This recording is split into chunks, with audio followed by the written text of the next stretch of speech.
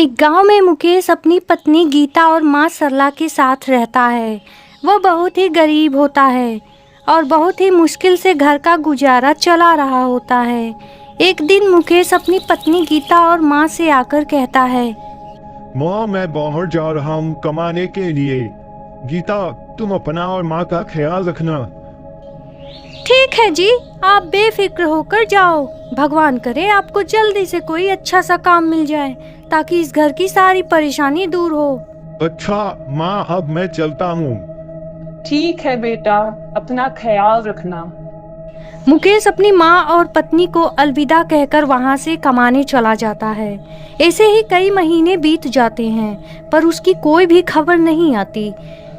इधर घर का सारा राशन खत्म हो जाता है और उसकी बीवी और माँ मुकेश को याद करने लगते हैं। माँ जी, घर का सारा राशन खत्म हो चुका है। अब हमारे खाने के लिए कुछ भी नहीं बचा है। अब हम क्या खाएंगे? अरे बहू, मुझे भी इस बात की चिंता है। मुकेश का भी कोई पता नहीं है। कितने महीने हो गए उसके गए हुए, न तो वो आया और न ही उसकी कोई खबर। समझ नहीं आता हम अपना गुजारा कैसे करें। इधर बरसात भी शुरू हो चुका है।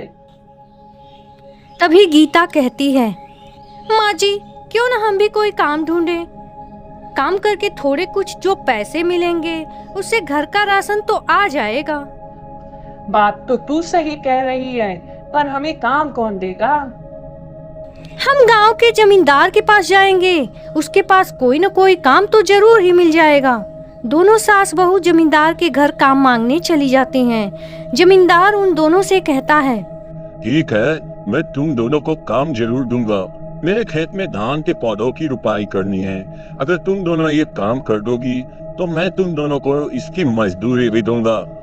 दोनों सास बहू इस काम के लिए राजी हो जाती हैं। हम दोनों आपके खेत में धान की रुपाई कर देंगे। ठीक है, फिर तुम दोनों को कल सुबह ही ये काम करना होगा। जमींदार उन दोनों को कुछ पैसे देकर वहां से घर जाने को कह देता है। अगले दिन दोनों सास बहू जमींदार के खेत में धान रुपाई का काम करने चली जाती हैं और खेत में धान के पौधे लगाना शुरू कर देती हैं। तभी आसमान में काले बादल छा जाते हैं और अचानक से तेज बारिश शुरू हो जाती है। दोनों सास बहू पूरी तरह से भीग जाती हैं। अरे बहू, चल भाग यहाँ से, वरना बीमार पड़ जाएगी। ठीक है माँ जी, आप भी जल्दी से यहाँ से चलो, वरना कहीं आप भी बीमार न पड़ जाओ। दोनों सास बहू खेत से जैसे ही बाहर जाने वाली होती हैं, तभी अचानक से उन दोनों पर आसमानी बिजली गिर जाती है और दोनों मर जाती हैं। मरकर दोनों सास बहू चुड़ैल बन जाती हैं। हाय, इस बारिश ने हमारी जान ले ली। हम दोनों यहाँ धान की रोपाई करने आए थे, हमसे ये काम भी नहीं हो पाया। जमींदार ने हम पर भरोसा करके हमें ये काम दिया था। हम अपनी कर्तव्यों को पूरा न कर सके, शायद इसलिए हम दोनों मरकर अब चुड़ैल बन गए हैं। हाँ माँ जी, आप बिल्कुल सही कह रही हो। उस जमींदार ने हमें इस काम के बदले पैसे दिए थे और हम इस काम को पूरा न कर सके और मौत के घाट उतर गए। शायद इसलिए हमारी आत्मा यहाँ से मुक्त न हो सकी। चलो हम दोनों मिलकर जमींदार के खेत में सारे धान के पौधे लगाकर उसका कर्ज चुका दें ताकि हमारी आत्मा को यहाँ से मुक्ति मिल जाए। हाँ, तू बिल्कुल सही कहती है। दोनों चुड़ैल सास बहू जमींदार के पूरे खेत में धान की रुपाई कर देती हैं। अगले दिन गांव वालों को उन दोनों सास बहू की लाश जमींदार के खेत के किनारे पड़ा मिलता है।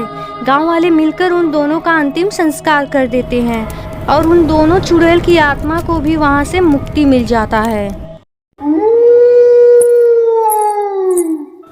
अगर आप चाहते हो कि मैं आपको परेशान न करूं, तो मेरी इस कहानी को लाइक और मेरे चैनल को सब्सक्राइब कर दो। फिर मिलेंगे अगली वीडियो में।